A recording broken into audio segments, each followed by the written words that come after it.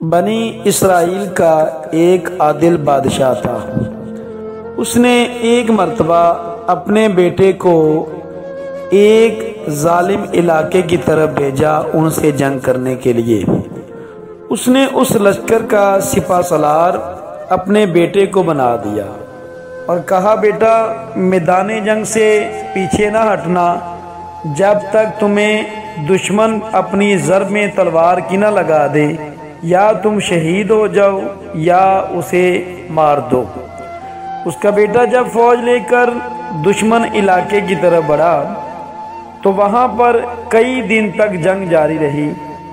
اس بادشاہ کو کسی نے آ کر بتایا کہ تمہارے بیٹے نے میدان جنگ چھوڑ دیا ہے اور وہ میدان جنگ سے بھاگ گیا ہے۔ بادشاہ نے یہ بات اپنی ملکہ کو بتائی کہ تمہارا بیٹا میدان جنگ سے بھاگ گیا ہے۔ اس کی ملکہ نے کہا، بادشاہ میں یقین سے کہتی ہوں میرا بیٹا مر تو سکتا ہے لیکن میدان جنگ کبھی نہیں چھوڑ سکتا۔ بادشاہ نے کہا، تم اتنے اعتماد سے کیسے کہہ رہی ہو؟ اس نے کہا، بادشاہ میں جو کہہ رہی ہوں میری خبر ٹھیک ہوگی۔ چند دن بعد دوبارہ خبر آئی کہ پہلے والی خبر دشمنوں نے پھیلائی تھی، تمہارے بیٹے نے کئی علاقے فتح کر دیے ہیں اور وہ آگے بڑھ چکا ہے۔ بادشاہ نے آ کر اپنی ملکہ سے کہا، مجھے یہ بتا کہ تجھے اتنا کامل یقین کیسے تھا کہ تمہارا بیٹا مر تو سکتا ہے لیکن میدان جنگ نہیں چھوڑ سکتا؟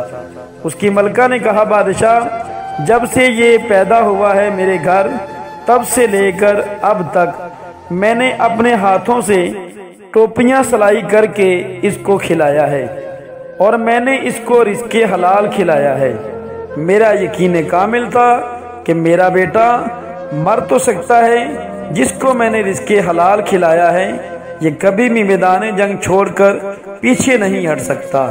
اسی لیے کیونکہ اللہ کے رسول صلی اللہ علیہ وسلم اور دیگر انبیاء کرام کی یہ تعلیمات یہی ہیں، ناظرین، کہ جس شخص کو رزق حلال آپ کھلائیں گے وہ کبھی اسلام کے خلاف بے وفائی نہیں کر سکتا۔